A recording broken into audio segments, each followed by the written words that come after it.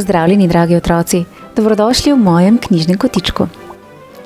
Na elektronski naslov sem prejela prijazno ter zelo vljudno sporočilo fanta po imenu Arne, ki že zelo dolgo časa spremlja pravljico v mojem knjižnem kotičku.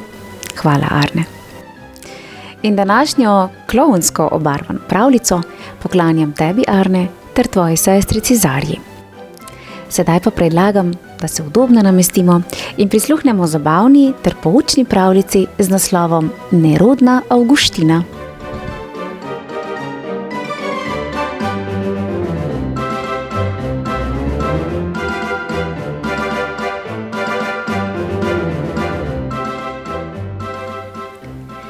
To je nerodni Avguštin z družino.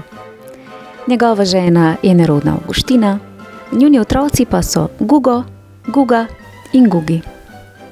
Imajo tudi psa Pufa, papagajko Loro in muco Miro.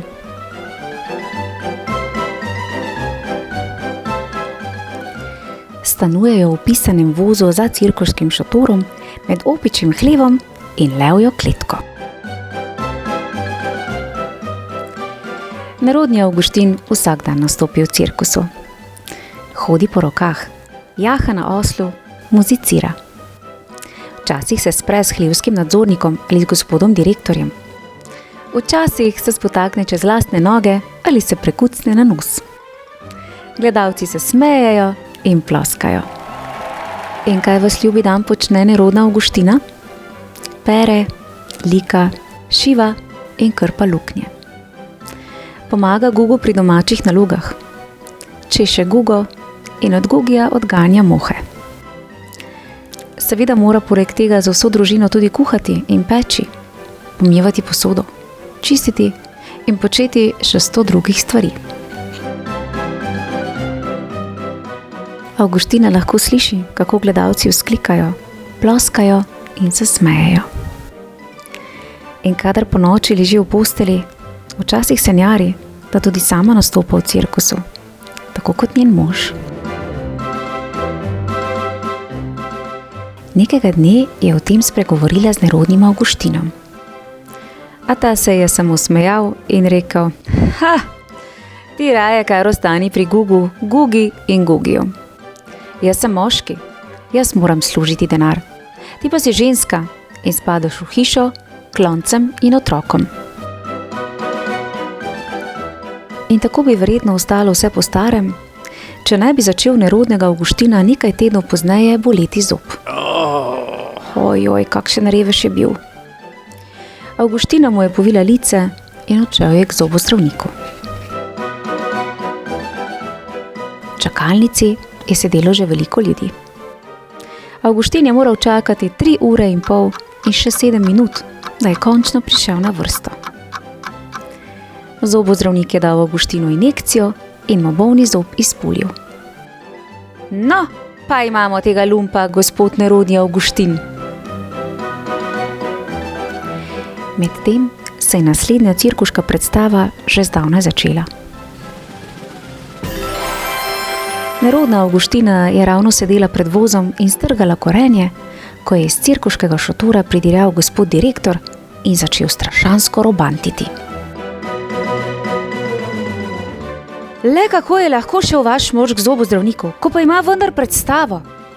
Če ne nastopi, bomo imeli težave. Ljudje bodo zahtevali denar nazaj. Mi pa moramo nakupiti mesa za opice in arašidov za leve. Utraparija, tako sem iz sebe, da sem vse pomešal. Menda ne mislite, da je krma za opice in leve zastonj? Nerodna Avguština je nekaj trenutkov poslušala, nato pa je gospodu direktorju segla v besedo. Nič ne skrbite, vse bo še dobro.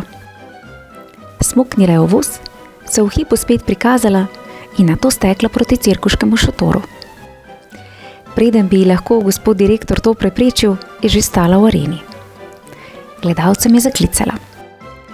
Nerodnega Avguština danes boli zob in zato, spoštovano občinstvo, bom za vas nastopila jaz, nerodna Avguština.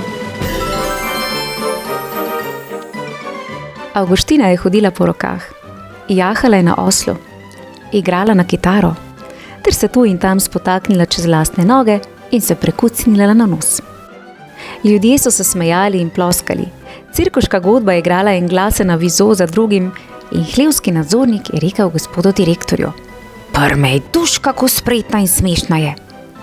Tega si pa niste mislili, kaj?" Sredi njenega nastopa se je nerodni Avguštin vrnil od zobozdravnika. "Bravo, bravo!" je vzklikal. "Niti sanjalo se mi ni, da je kaj takega mogoče. Imenitna si, Avguština." Tistega večera sta nerodni Avguštin in njegova žena še dolgo sedela pred vozom. Sijala je luna. Opice in levi so že davno spali in otroci prav tako. "Veš kaj, Avguština," je rekel nerodni Avguštin. "Od zdaj naprej bova delala skupaj. Jaz ti bom pomagal v kuhinji in pri otrocih, ti pa boš z menoj nastopala v cirkusu. Samo za kuhanje, ribanje in pranje perila te je namreč vse preveč škoda." Ja, pa še res je. Samo poglejte jo, kako uživa. Odlična pravljica. In medsebojna pomoč je tista vrednota, ki jo je res vredno spoštovati in negovati. Res sem vesela, da je Avguština dobila priložnost ter le zaživela svoje sanje. In verjamem, da vsi skupaj še dan danes živijo srečno življenje ter zabavajo gledalce cirkuških predstav. Arne in Zarja, najlepša hvala za idejo o zares čudoviti pravljici. Otroci, v mojem knjižnem kotičku pa lahko prisluhnete še eni zabavni pravljici z naslovom Jupi palica, ob kateri se boste tudi vi nasmejali. Arne in Zarja, pošiljam vama prijeten pozdravček, tako kot seveda tudi vsem ostalim, ki spremljate pravljične zgodbe v mojem knjižnem kotičku.